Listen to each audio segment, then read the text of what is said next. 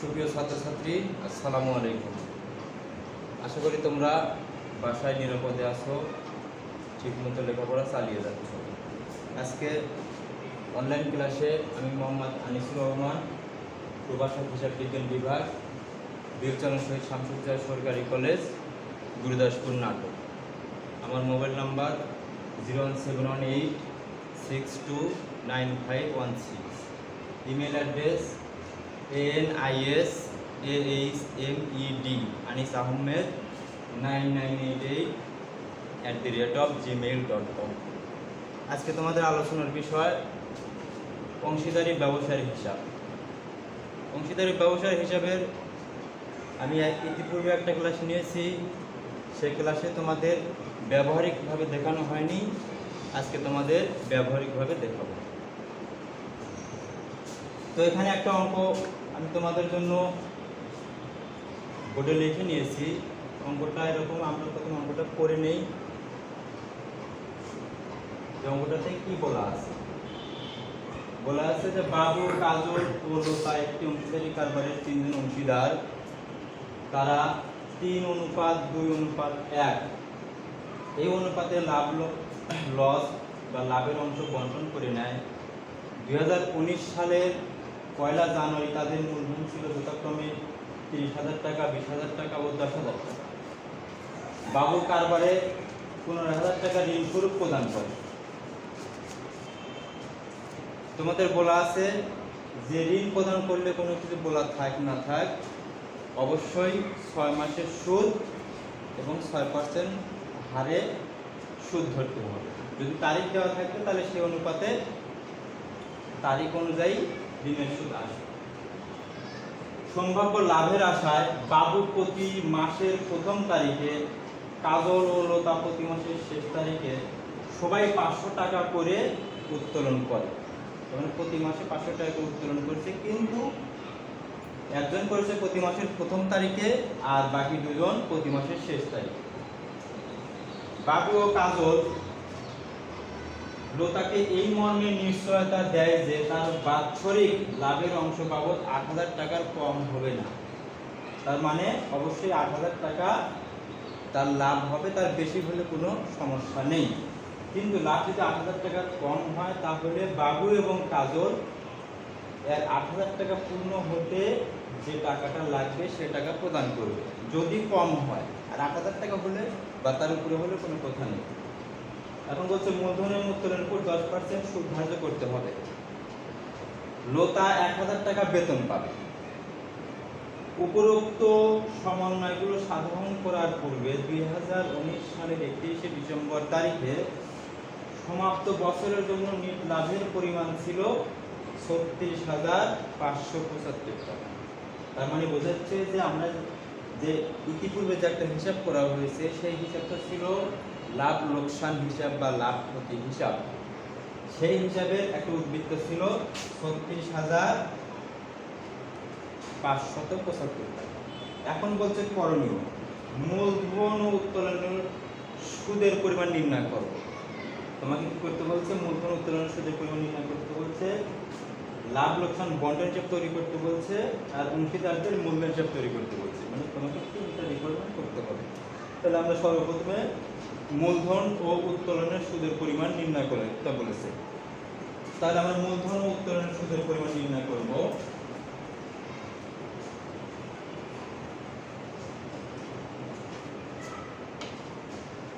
আমরা লিখবো হচ্ছে রিকোয়ারমেন্ট 1 বা প্রশ্নপত্রে আমরা এইভাবে সমাধান করবো। 1 নম্বর রিকোয়ারমেন্ট মূলধন ও উত্তোলনের সুদ। আমরা প্রথমে মূলধনের সুদ বের করব।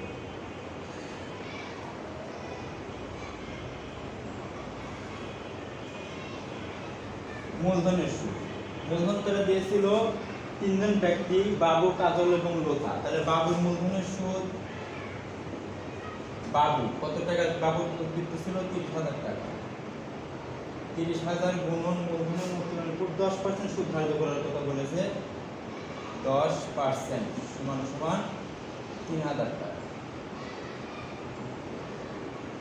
বাবুর পরে আসলো হচ্ছে কাজল। কাজলের মূলধন ছিল 20,000 টাকা। 20,000 গুণন 10% 2000 টাকা। আর ছিল লোতার মূলধনের পরিমাণ ছিল 10,000 টাকা। 10,000 গুণন 10% 18। এবার বলছে যে উত্তোলনের সুদের পরিমাণ, এই একটা চাওয়া, এটা একটা অ্যান্সার, প্রথম অংশের অ্যান্সার, এভাবে না লিখলেও চলবে। দ্বিতীয় অংশের উত্তোলনের সুদ,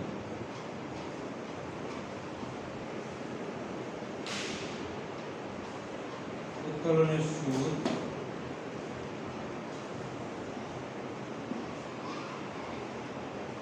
উত্তোলন করেছে 3 জন ব্যক্তি, সেটা সম্ভাব্য লাভের আশায়, এখান থেকে শুরু, লাভের আশায় বাবু প্রতি মাসের প্রথম তারিখে, আমি বলেছিলাম যে প্রতি মাসের প্রথম তারিখে উত্তোলন করলে 6.5 মাসের সুদ ধার্য করতে হবে, প্রতি মাসের শেষে উত্তোলন করলে 5.5 মাসের, আর প্রতি মাসের মাঝামাঝি টাইমে উত্তোলন করলে অবশ্যই 6 মাসের সুদ দিতে হবে। তাহলে বাবু উত্তোলন করেছে প্রতি মাসের প্রথমে, তাহলে উত্তোলনের সুদ বাবু কত টাকা করে উত্তোলন করেছে? 500 টাকা করে প্রতি মাসের শুরুতে। তাহলে 500 গুণন উত্তোলনের উপর 10% সুদ ধার্য করতে হবে, 500 গুণন 10% গুণন বাবুর কিন্তু 6.5 মাস, তাহলে 6.5 ইকুয়াল হবে হচ্ছে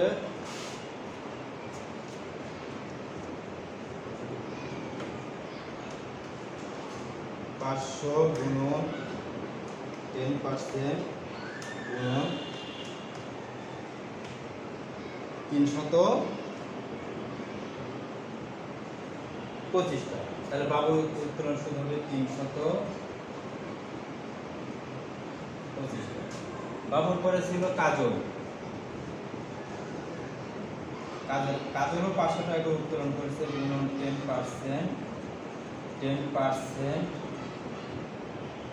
তাহলে 500 গুণন 10%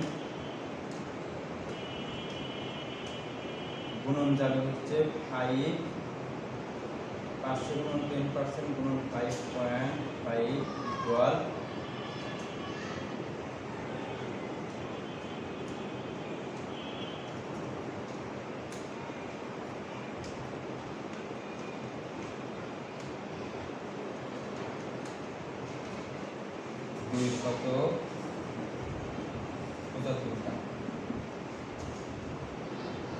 এবার লোতা, যেহেতু লোতা এবং কাজল একই পরিমাণ উত্তোলন করেছে, তাহলে 500 গুণন 10% গুণন 5.5 সমান 200। তাহলে প্রথম নম্বর রিকোয়ারমেন্ট আমাদের চাওয়া কমপ্লিট। এবার হচ্ছে লাভ লোকসান বন্ধন হিসাব তৈরি করবে। এখন লাভ লোকসান বন্ধন হিসাব তৈরি করতে হবে।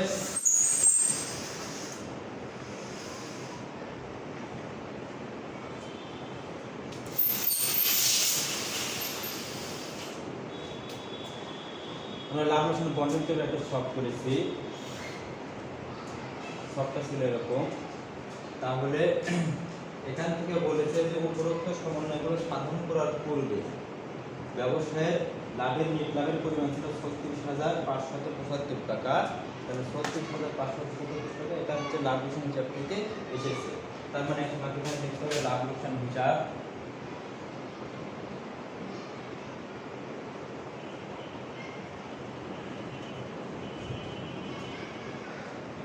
লাভ লোকসান হিসাব উদ্বৃত্ত কত ছিল? 36,575।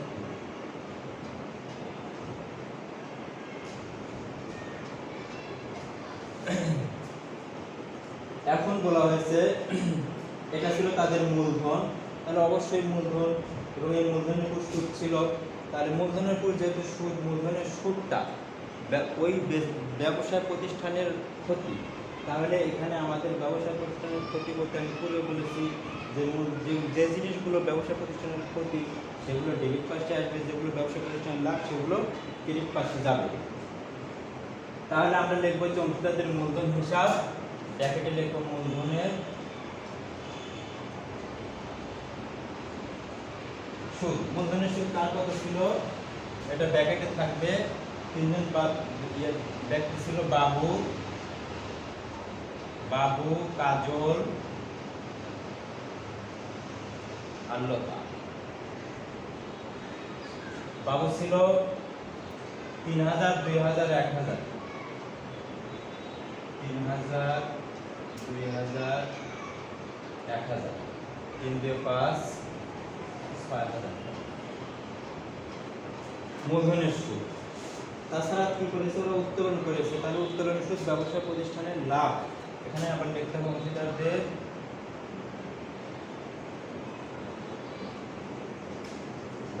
মূলধন হিসাব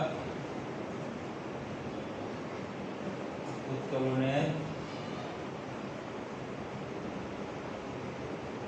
সুদ। উত্তোলনের সুদ কি ছিল? বাবু, কাজল,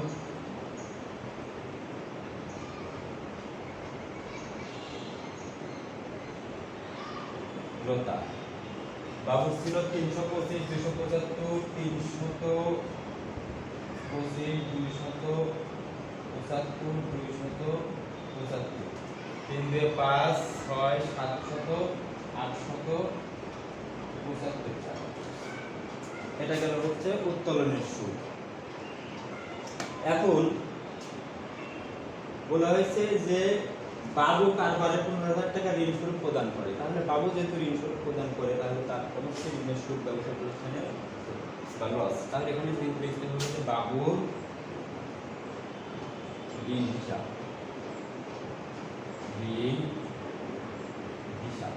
ব্র্যাকেটে লিখতে হবে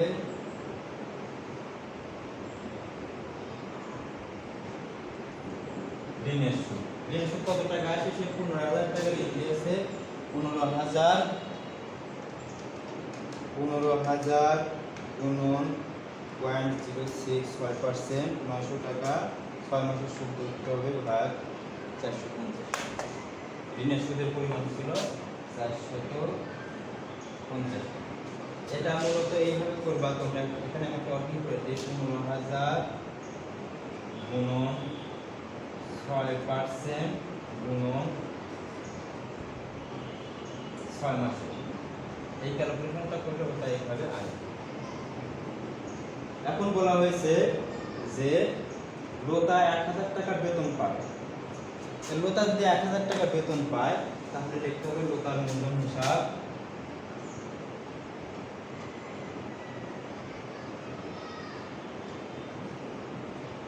ব্র্যাকেট লিখতে হবে বেতন। কত টাকা পাবে? 1000 টাকা। বাস আমরা লিখে ফেললাম 1000 টাকা। তাহলে আমরা যে আইটেমগুলো ছিল এখান থেকে লাভের আশায় সুদ, মূলধন এবং উত্তোলনের সুদের পরিমাণ ধার্য করেছি। মূলধন উত্তোলনের সুদ লিখেছি, লতা বেতন পাবে সেটা লিখেছি, ঋণের সুদ লিখেছি। আর কোনো আইটেম আপাতত আমাদের কাছে নেই। তাহলে আমরা একটু কি করবো? এটা আমরা কি করতে পারি? যোগ করতে পারি। 36,000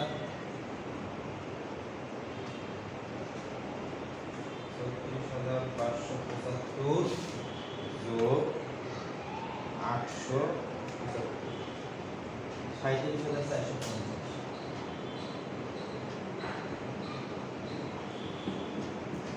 এই 37,450 টাকা এখানে লিখবো।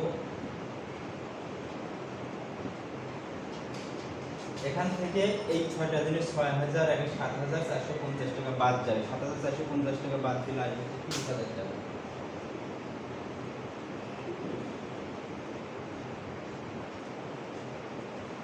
এই 30,000 টাকায় মূলত ওই ব্যবসা প্রতিষ্ঠানের লাভ। এই টাকাটা অংশীদাররা কি করবে? বন্টন করে নেবে। তাহলে আমরা এখানে আবার লিখবো অংশীদারদের মূলধন হিসাব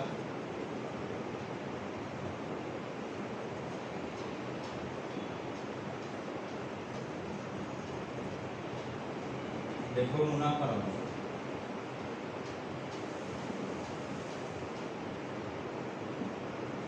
এটি ছিল বাবু, কাজল,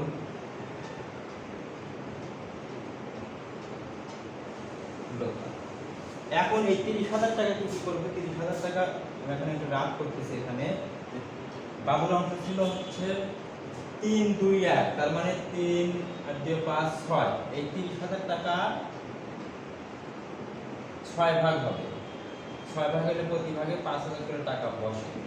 তাহলে কাজল লতার অনুপাত ছিল 1%, তার মানে লতার হওয়ার কথা ছিল 5,000 টাকা, কাজলের হওয়ার কথা ছিল 3 ভাগ, তার মানে 3% 15,000 টাকা বাবু। আর লতা ছিল হচ্ছে 2 ভাগ, 5 দুগুণ 10,000 টাকা, এটা হওয়ার কথা। কিন্তু এই দুজন যে নিশ্চয়তা প্রদান করেছে, যে নিশ্চয়ের একটা কথা বলা আছে যে বাবু ও কাজল লতাকে এই মর্মে নিশ্চয়তা দেয় যে তার লাভের অংশ 8,000 টাকা কম হবে না, তার মানে তার অবশ্যই 8,000 টাকা হবে। তাহলে এখানে তার অবশ্যই কত টাকা হবে? 8,000 টাকা হবে। তাহলে লতার লাভ আছে 5,000 টাকা, লতার লাভ 5,000 টাকা, তাকে 8,000 টাকা দিতে হবে, তার মানে আবার 3,000 টাকা কি করতে হবে? তাকে যোগ করে দিতে হবে, যোগ করলে 8,000 টাকা হয়। কিন্তু এই 3,000 টাকা এই দুইজন বেয়ার করবে, কিন্তু এই দুজন বহন করবে কেমনে? এই দুজনের যে অনুপাত ছিল 3 এবং 2, তার মানে 5, 3 দিয়ে 5, এই 3,000 টাকা এবার 5 দিয়ে ভাগ হবে, 600 টাকা করে, 600, তার মানে ইনার হচ্ছে এই 600 কে 3 দিয়ে গুণ করে 3 6 1800, বাবু বহন করবে 1800 টাকা, এখান থেকে মাইনাস যাবে 1800 টাকা, আর এই বহন করবে 2 ভাগ, তাহলে 6 দোকানে 1200 টাকা, এই মিলে কিন্তু 3,000 টাকাই হবে। তাহলে এদের ইকুয়াল টু হবে, ক্যালকুলেটর ইউজ করতেছি, এর হবে 13,000, 200, 8,000, 800, এই মিলে 30,000 টাকা। কত বোঝা গেল? আচ্ছা, এখন আমাদের কি করতে বলছে? লাস্টে অংশীদারদের মূলধন হিসাব তৈরি করতে হবে। অংশীদারদের মূলধন হিসাব তৈরি করতে হলে আমরা কি করতে হবে? সর্বপ্রথম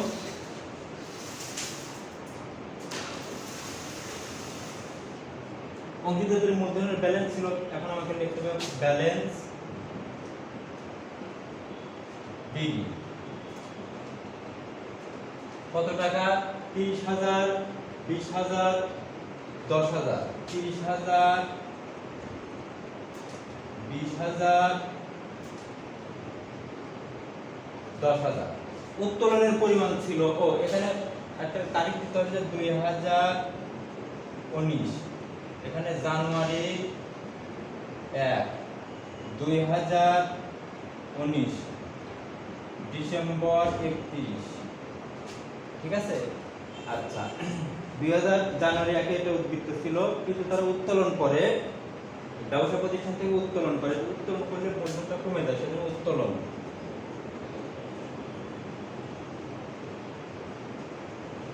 উত্তোলন করেছে কত টাকা? উত্তোলন করেছে 500 টাকা করে প্রতি মাসে, তার মানে 5 12 60, 6,000 টাকা করে সবাই উত্তোলন করে, 6,000। আচ্ছা, এখন আমরা এই লাভ লোকসান বন্টন হিসাব থেকে যেগুলো ডেবিট পাশে রয়েছে সেগুলোকে আমরা ক্রেডিট পাশে স্থানান্তর করে দেবো। কোথায় থেকে? লাভ লোকসান বন্টন হিসাব, এখান থেকে আমরা লিখব যে লাভ লোকসান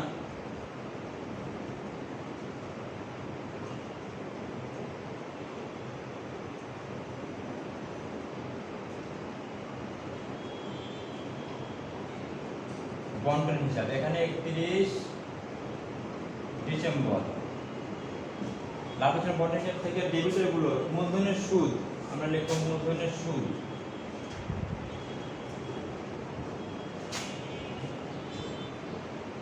মূলধনের সুদ কত ছিল? 3,000, 2,000, 1,000, 3,000, 2,000, 1,000। মূলধনের সুদ গেল। ঋণের কোনো আইটেম এখানে আসবে না, এই ঋণটা আলাদা হিসাব তৈরি করতে হবে। তারপর আছে হচ্ছে লতার বেতন, তেমন আমরা লিখব হচ্ছে বেতন। বেতন কার? লতার। শুধুমাত্র এই ঘর থাকা, এই ঘরে যা টাকা পরিমাণ 1,000। এবার লিখব হচ্ছে মুনাফার অংশ,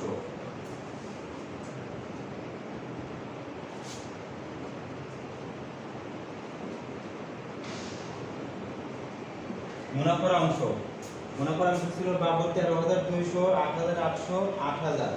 13,200, 8,800 আর ছিল 8,000। বাস এভাবে লিখবা। এখন এখানে আসে উত্তোলনের সুদ। তাহলে আমরা লিখবো হচ্ছে এখানে আবার লিখবো লাভ লোকসান আবন্টন হিসাব, লাভ লোকসান বন্টন হিসাব। এখানে 31 ছিল কি শুধুমাত্র উত্তোলনের সুদ। আমরা এবার উত্তোলনের সুদ শুধু লিখবো। যেটা ছিল বাবুর উত্তোলনের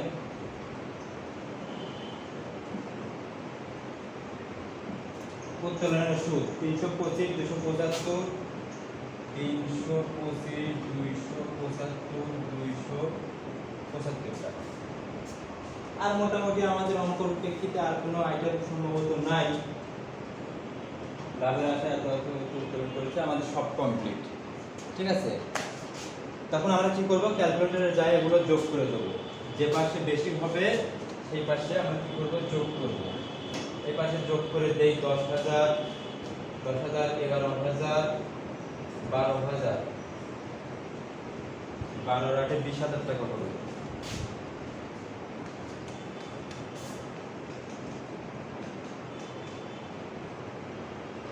এখানে আমরা লিখবো 20,000 টাকা। এই 20,000 টাকা লোতার ঘরে 20,000 টাকা। 20,000 টাকা থেকে এগুলো বাদ দিতে হবে। 20,000 মাইনাস 6,275, 6,275, 13,725,